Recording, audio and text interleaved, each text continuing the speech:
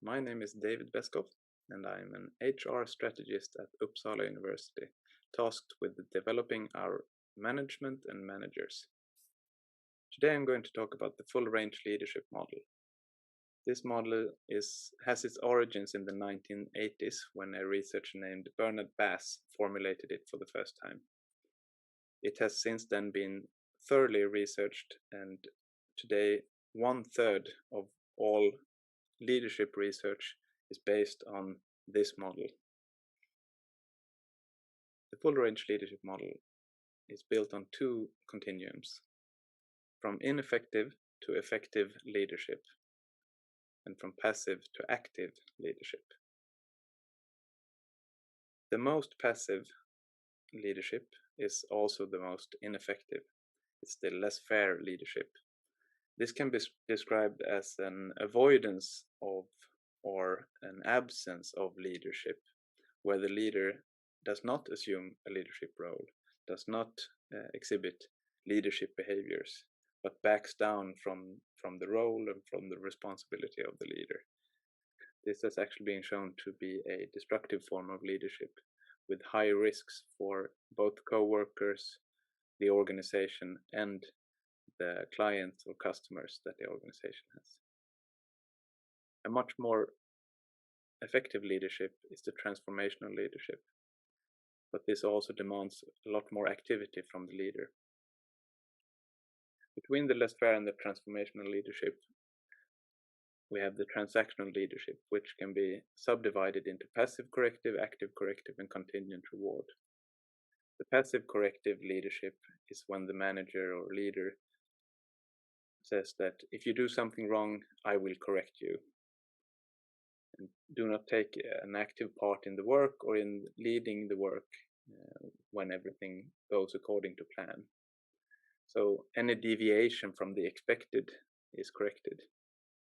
In the active corrective, the leader is more active and follows the work and the co-workers and their achievements and correct them when they do something wrong or there is a deviation from the expected. In the contingent reward, we move from stick to carrot, so to speak, where the manager or leader promises different rewards for different achievements on the part of the coworker. So if you do this, I will give you that. If you do well, I will give you more. If you do less well, I will give you less. So to sum up the full range leadership model so far, the less fair leadership is an absence of leadership with no activity from the leader. The transactional leadership is the stick and carrot sort of leadership, where we either correct or punish something that is wrong, or reward something that goes right. And it's still very much an external motivation.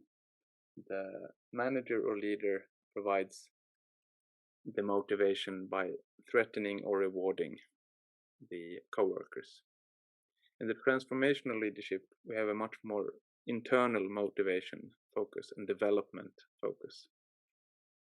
And I will talk a bit more about the different parts of the transformational leadership now.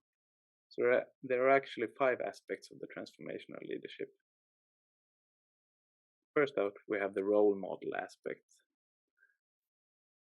The leader in this aspect is one that stands up for the values of the workplace or the group, and also admits when he or her has made mistakes, becomes someone we want to follow, someone that we can identify with, and someone that walks the talk, actually does what he or she preaches.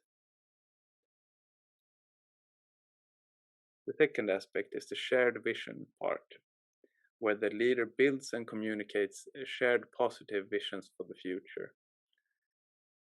This is also where the leader sees opportunities and inspires others. The third aspect of the transformational leadership is the challenging part, where the leader challenges the status quo questions behaviors and work methods, both the leader's own and those of the co-workers or other managers or leaders. In this, it's important to also encourage new ideas and suggestions. The fourth part of the transformational leadership is the enabling part, where the manager or leader removes obstacles for motivation and performance.